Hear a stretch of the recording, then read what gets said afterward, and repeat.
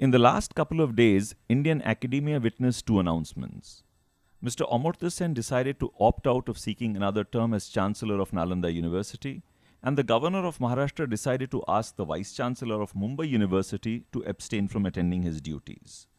Now, Mr. Sen's lament about the interference of governments in Indian academia is indeed true, if a bit precious. After all, even his appointment as Chancellor cannot be said to be entirely devoid of political patronage. The very act that constitutes the university appoints the President of India as the visitor and empowers the President of India to appoint the Chancellor. Hence, Mr. Sen's appointment, first as the chair of the governing board and later the Chancellor, carried the imprimatur of the government of the day. Also, the governing board is supposed to give not less than 3 names to the President for consideration by the President. So, if in fact the governing board sent only 1 name as a unanimous decision as his letter suggests, it may well go against the provisions of Section 11 of the 2012 Nalanda University Statutes. The point here is not about Mr. Sen or his competence. It is about the fact that the very act ensures that there is enough scope and space for political and government interference. Why? There are even 4 bureaucrats sitting on the governing board. And what a preceding government gives, a succeeding government can take away. In fact, it does not take a succeeding government to be shown the door. Even a falling out of favor could do. All parties, without exception, have enjoyed playing this game. The craven jostling for such political patronage has a long tradition in the country's academia, and it is not restricted to just academic appointments.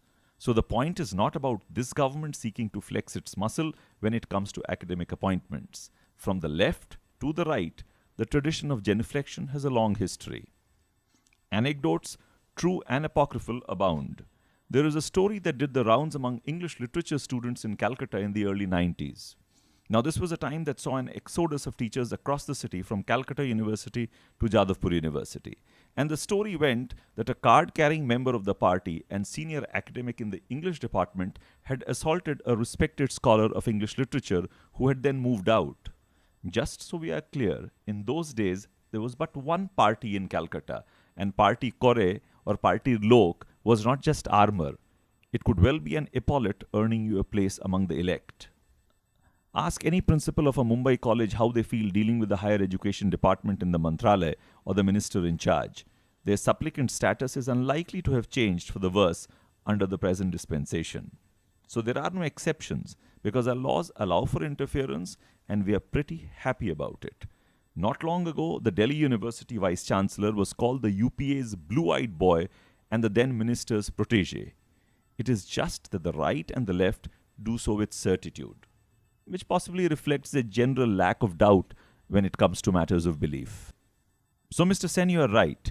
We cannot seem to leave academia to academics. In fact, there are academics who might not even know what to do if they didn't have a minister to curry favor with, or a party president to cozy up to. We are quite happy with political interference. In fact, there are some in the academia who have made it an art form. Surely you did not become aware of it just now. Sure, you were aware of Section 11 of the statutes that required 3 names, or even the Blessed Act, where every other sentence ensures the systemic vulnerability of academic governance to the opinions of the ruling government. Incidentally, Section 11 is a procedural clause and not a special provision, Mr. Sen, and it requires 3 names to be sent to the President, not a unanimous choice, presumably even when the incumbent is eligible for reappointment and hasn't ruled himself out of the race.